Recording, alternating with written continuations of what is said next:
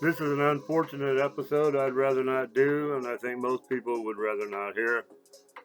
But approximately an hour ago, the recording time here, Charlie Kirk was shot at a Utah campus. By now, everybody is aware of it.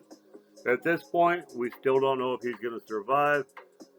Videos confirms reports that he was probably hit in the neck, in the jugular. It appears to be on the right-hand side. Suspect is in custody. It's some crazy old Democrat, and he hasn't been identified yet, but we've seen him. Yeah, he's old. He's one of those. He looks like the old teachers and crazy old worn out hippies that got old and they're still radicalized from when they got radicalized in the 60s. They go out there to these protests and the anger just seethes out of them. You can see it. They clench their teeth. They wave their signs. They get in the camera and they're mad. They're with the floppy hat old ladies with the fanny packs. But when this used to be Muslims doing this shooting, all these attacks on America, they were trying to blame it on us for what we were doing around the world. The first question that came out was, where did they get radicalized? Who radicalized them? Whose fault is this? The blood of Charlie Kirk is on the hands of the loudmouth Democrat politicians and their media co-conspirators. The level of rhetoric coming out of these people as they accuse everybody on the right, everybody in opposition to them. It doesn't matter where you are, if you're in opposition, they call you a fascist. Well, let me tell you, the definition of fascism, one of the definitions, is the forcible suppression of opposition. When you shoot somebody in the neck because of their opinions, when you try to murder someone for simply exercising their First Amendment right to a crowd who chose to be there, that is fascism. That is the pure definition of it. So they need to shut up about accusing anybody else of being fascist. The rhetoric from these Democrats has got to be toned down. When they go out there and they say things like, we've got to fight, they're stealing our democracy, we have to defend this country or it's going to be gone forever. If we don't stop these people, we have to fight them, we have to fight them in the streets, we have to do whatever we can, they've got to be stopped. They want us gone, they want us dead, we have to stop them, they want us in chains, they want black people in chains. It's way out of control. It's way over the top. The Democrats have lost it. They've gone too far. This crap from them has got to stop. They've got to tone it down. I remember back in the Tea Party days, Nancy Pelosi was talking about these old ladies in wheelchairs and, people with their families out there waving their flags saying, we support our Constitution. Nancy Pelosi went on there and she says, oh my God, when I hear them and this angry rhetoric, it terrifies me. Well, her and people like her, they never say anything about the level of rhetoric that comes out of the Democrats now. And it's all been deliberate. It's out of Democrat media. It's how they psych the crowd up. But the bad thing is, when you're doing that, when you're out with that kind of talk, you know what they're doing. They know that there's radical nuts out there.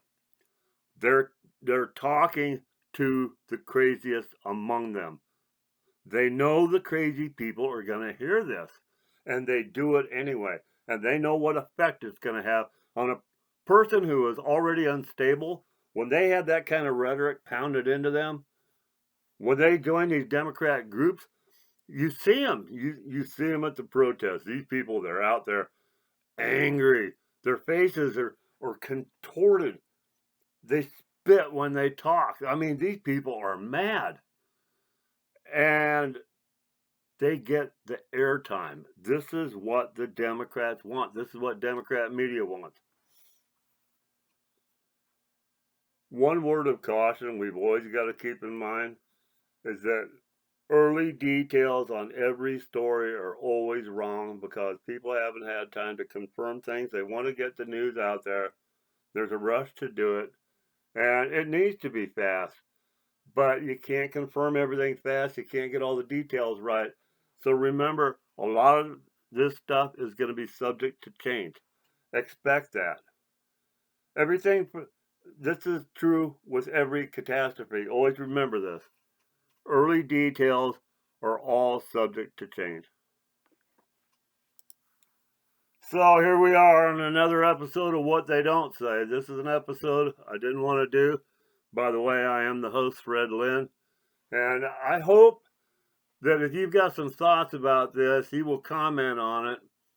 And I hope you take time to subscribe. But Charlie Kirk was talking to a crowd of people who chose to be there. Whether they opposed him or not, they chose to be there. And the whole subject of the rally was dialogue. The rally, the series is called Prove Me Wrong. He goes out there and he sets a little canopy. Anybody that wants to debate him, ask questions, whatever, he's there for you. He's not running from anybody, although evidently he should have been. But he's out there actively engaging in political discourse with the public. He's giving people a voice. And this is what a fascist does. You have to silence opposite. If you can't outsmart them, then you've got to remove them. Because of the rules here in this platform, we can't say a lot of things that need to be said, but the guy wanted him to assume room temperature. He did not want him alive. Immediately after the shooting, numerous people reported that the suspect, when taken down, said, "I would do it again." Right there's no remorse. I mean, this is life in prison. Of course, it should be something else that's not going to happen. But immediately, Gavin Newsom comes out, says, "Oh, this has to be stopped. We can't have this kind of political violence in America." Kamala Harris, remember her? That failure that they tried to shove through when they denied democracy to their own voters. And instead of letting them have a primary, the party pushed her to the front. The party and the party powers, they stole democracy from their own Democrat voters. And those idiots are out there accusing Republicans and MAGA people, Trump supporters, of denying democracy, of wanting to end democracy. They don't have it now. Those idiots don't even know their own party took it from them. And they're mad at us. And this is what happens when you get media and careless politicians out there firing up the crowds with rhetoric that radicalizes the unstable minds on their side. And they know they're doing it.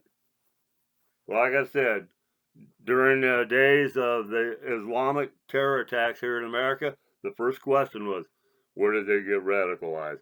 All right, the entire country needs to be asking that question now. Why is the Democrat Party and their cohorts in media radicalizing these weak minds?